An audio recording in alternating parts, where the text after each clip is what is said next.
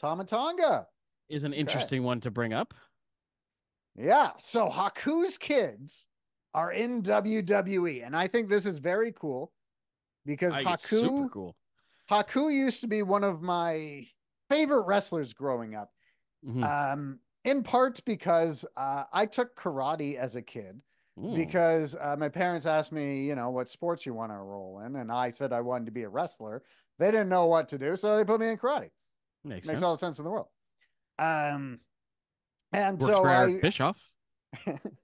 so in karate, of course, you don't wear shoes. Right. Haku, the Islanders, they didn't wear shoes. So I Hmm. figure these are my guys. They study my kind of wrestling.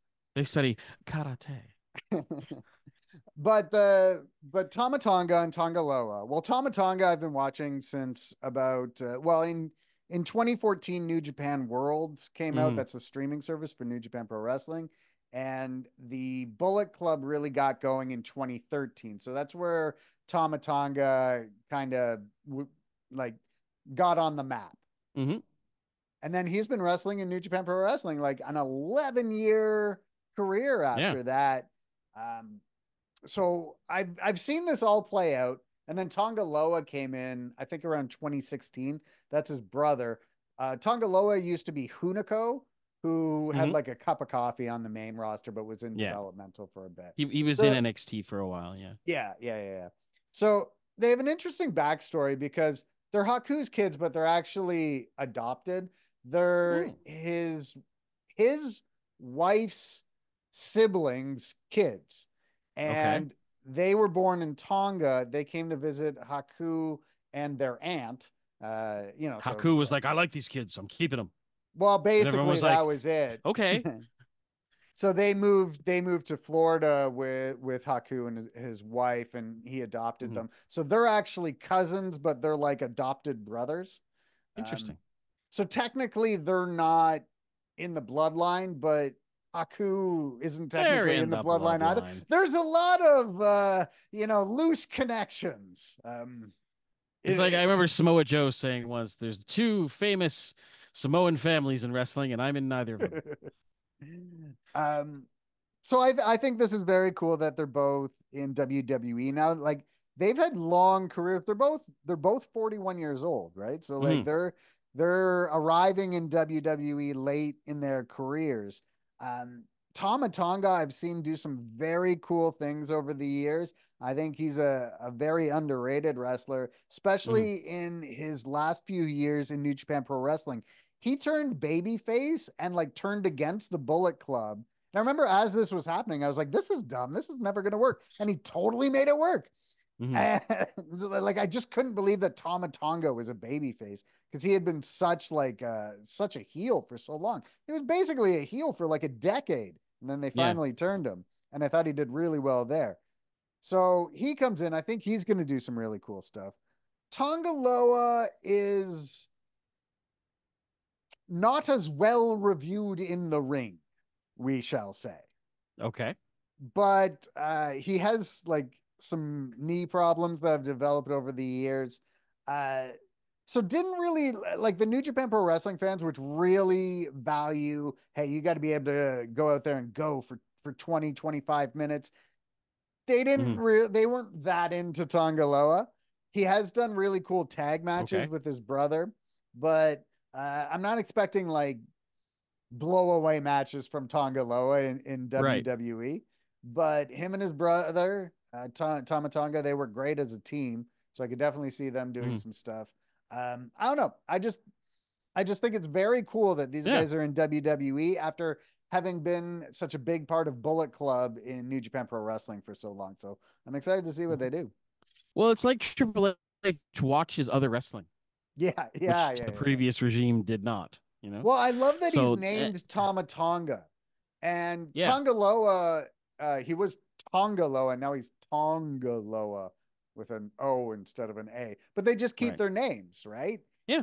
And that's just such a small thing that I think is appreciated by the people who have been fans of Hmm. theirs outside of WWE. It just, I don't know. Well, I Uh, think Triple H understands that a little bit more, and he yeah. isn't as concerned about owning people's Hmm. image and likeness. Like when Tennille Dashwood came back for that brief run there for a while, Hmm. she was going under her real name. They weren't calling her Emma, Was which she is Tennille Dashwood, not Emma, in yeah, WWE? yeah. Was she? Oh, great. Her Yeah. last little run, yeah, Yeah. it didn't last long or go anywhere, unfortunately. But Hmm. so I think he understands the fact that these people are going out and building a name and a brand for themselves, Yeah. Yeah. and that it is better for WWE to associate with that brand Hmm. than own it forever and control it. But Yeah. that just speaks to his overall vision, which is very much like, you are very good professional wrestlers, I'm going to let you be very good Hmm. professional wrestlers.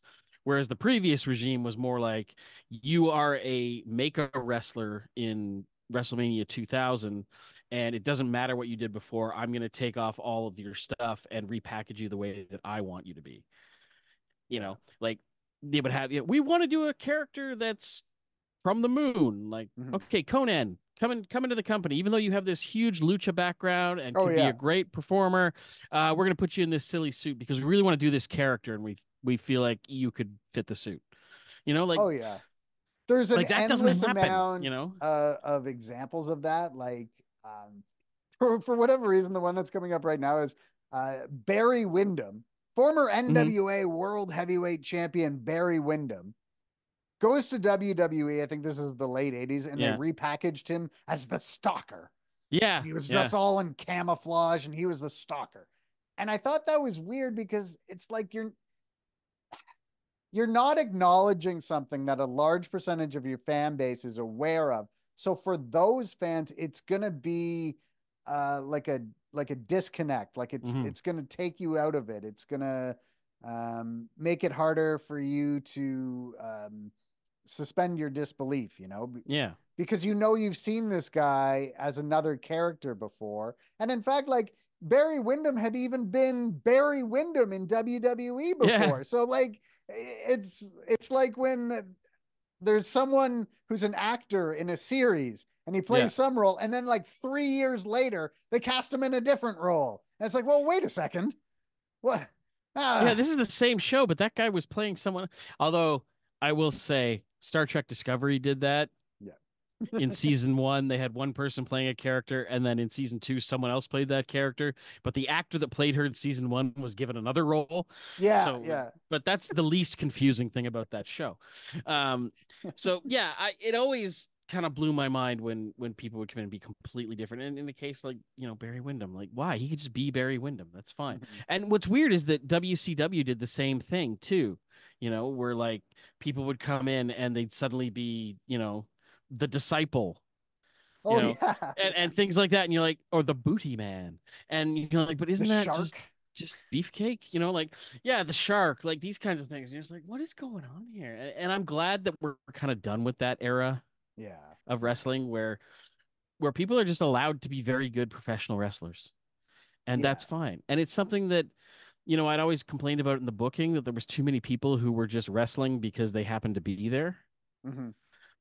And I think Triple H is able to take both and put them into a good place so that we don't have, and it shows, and because it's a lot easier to get behind someone if you feel like they are real and not just playing a part. Yeah. If I Randy Orton showed up tomorrow and was like, I'm the snake handler, I'd be like, you're fucking Randy Orton, like, what are you talking about?